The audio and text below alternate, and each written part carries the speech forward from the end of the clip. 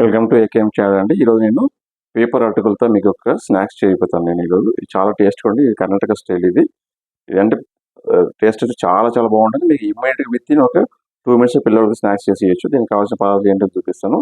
ఇక్కడ నేను ఒక 200 grams అంత నేను పేపర్ అటుకులు తీసుకున్నాను. ఇక్కడ పేపర్ అటుకులు ఇది బాగుంటుంది. దీనికి దప్ప ఆవులకి బాగుండదు.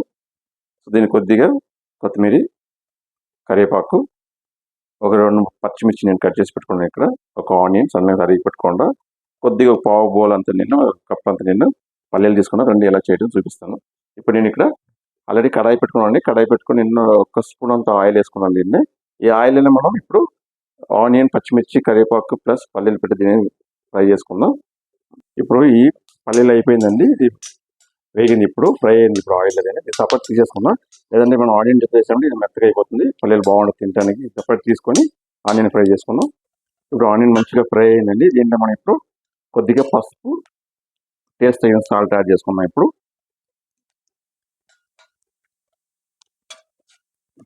సాల్ట్ యాడ్ చేసుకుని నేను స్టవ్ ఆఫ్ చేస్తున్నాను. నేను స్టవ్ కట్టేస్తున్నానండి.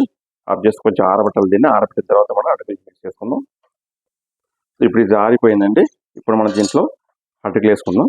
అటుకులు వేసుకుని మీరు చేతితో కలుపుకుంటే ఓకే, మీకు చేతిలో కలపకపోతే మీరు ఉంటే కూడా కలుపుకోవచ్చు. దీంట్లో మరి అటుకులు, పల్లీలు యాడ్ చేసుకుందాం.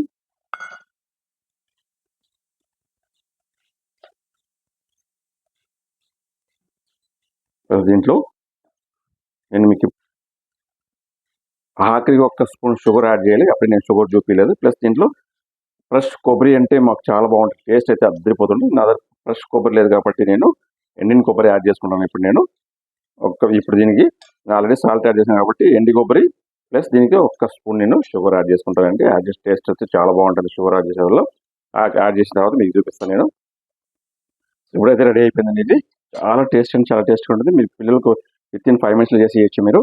ఇలాగే మీరు ట్రై చేయండి. ట్రై చేసి టేస్ట్ ఎలా ఉంది కమెంట్ చేయండి. మా ఛానల్ సబ్స్క్రైబ్ చేయండి, లైక్ చేయండి, షేర్ చేయండి. By by.